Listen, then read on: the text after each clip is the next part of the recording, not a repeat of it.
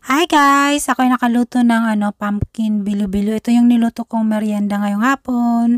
Hello, kumusta kayo?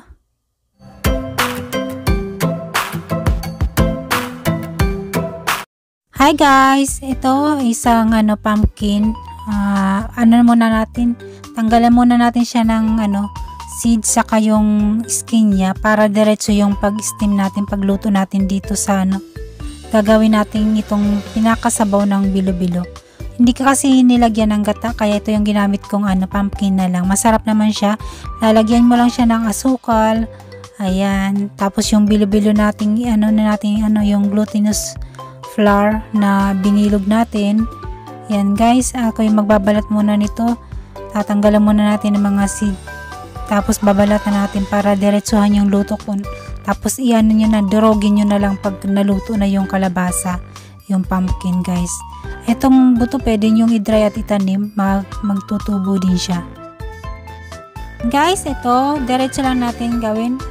I-slice, ikat natin, babalatan, hugasan, saka natin iluluto.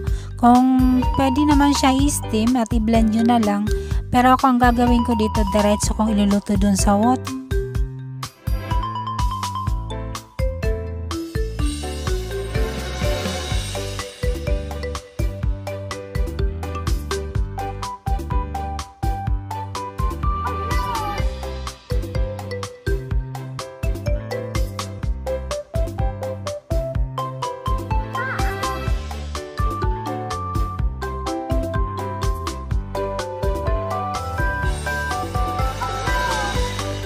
Balatan na natin ang ating kalabasa. So ngayon, iluluto na natin dun sa water na direct natin papakuluan. Ayan. Pag alam na natin malambot na, so yan, doon na natin idurogin siya sa Pwede siyang i-blend kung gusto nyo. Pero ako direct ko na siya dito. Dito ko lang siya dudurogin pagkaluto nitong kalabasa. Yan guys, lutuin muna natin tong pumpkin. Pakuluan muna natin hanggang lumambot siya. Ayan. Guys, yung glutinous flour, ito yung nilagyan ko siya ng water. Yung tama-tama lang na para mabilog natin siya, para maging ball yung shape niya. So, ayan. Malit lang yung gagawin ko kasi lumalaki siya pag siya naluto. Nag-expand siya. So, ayan guys, nag-start na ako magbilo-bilo.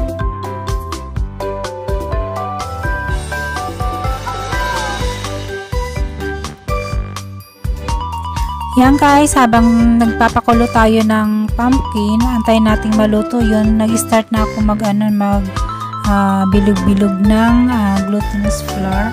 Ayan siya guys, kailangan matapusin natin to para makaluto na. Ayan, maliit lang yung gagamit, ko yung shape niya, maliit lang. Kasi lalaki naman siya pag naluto na siya. Ayan guys, tapusin na natin to pag nagano tayo, bilo-bilo.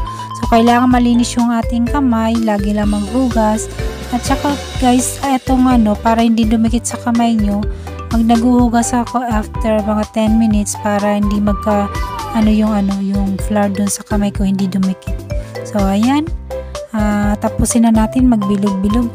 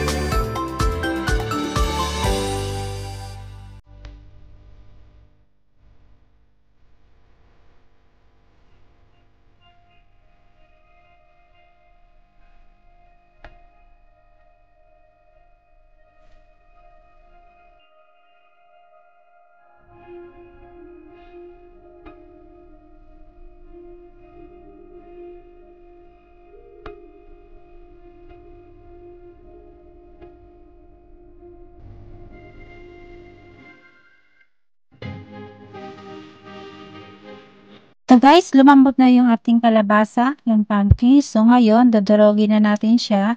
Kung meron kayong blender, i-blend nyo na lang siya para pinong-pino talaga. Pero ito, okay naman siya.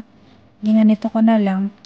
Ayan, dinurog ko lang siya ng maraming beses. At parang pinong-pino din siya. Tapos squeeze lang natin.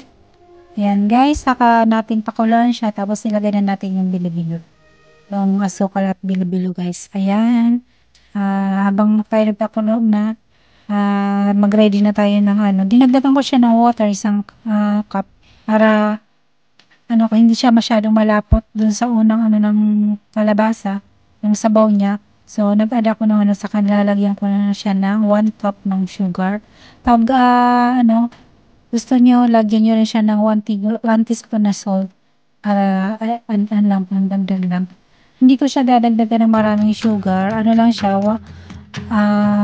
inano ko lang, tamang-tama lang, hindi masyadong matamis kasi ayaw din ng anak ko ng masyadong matamis. So, yun lang guys. Kinontrol ko lang yung pagkalagay ko ng sugar. Ayan, ilalagay na natin yung bilo-bilo. Kaya may isang style ako dito, yung inanohan ko, nilagyan ko ng flat dun sa gitna. Masarap lang siya pag ganyan. Ayan.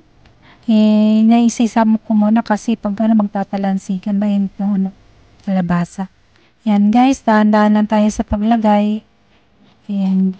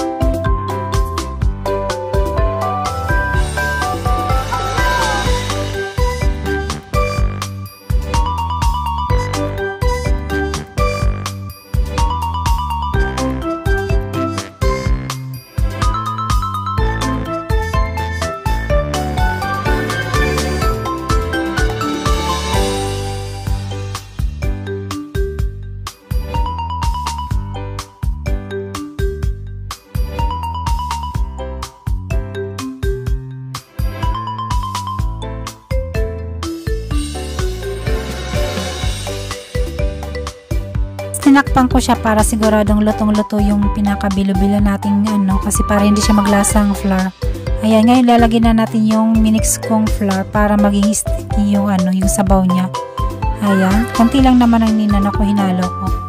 At i-check lang natin siya guys para hindi siya matutungan, masunog yung ilalim at hindi magdikit-dikit. So ayan guys.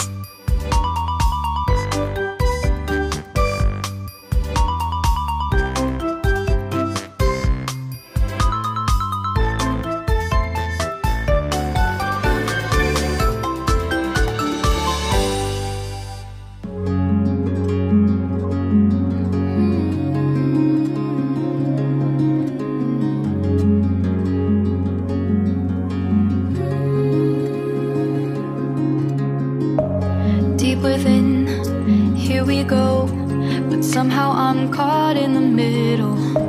Is this the end before we've even begun? Should I work against the flow, a drop in the ocean so endless, reaching for. Ayan, ito na ating nalutong pumpkin with bilo-bilo. Ayan guys, magsalin na tayo at mag-serve na tayo. Tara, merienda muna tayo. Ito, nakaluto na ako ng pumpkin bilo-bilo. Ayan guys, kainan na. Maraming salamat nga pala sa lahat mga subscribers. Salamat din sa mga panonood nyo. Salamat sa bawat team. Ingat kayo palagi.